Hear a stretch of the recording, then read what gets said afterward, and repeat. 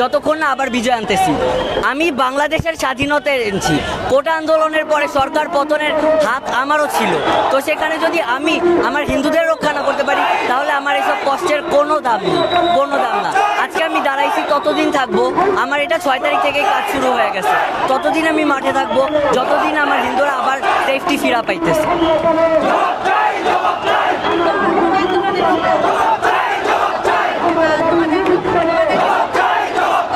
অবশ্যই, প্রথম কথা আমি কোটা আন্দোলনে ছিলাম, তো এখানে রাজনৈতিক অনেক প্রোপাগান্ডা আমার উপর এসেছে, অনেক কিছুই হয়েছে।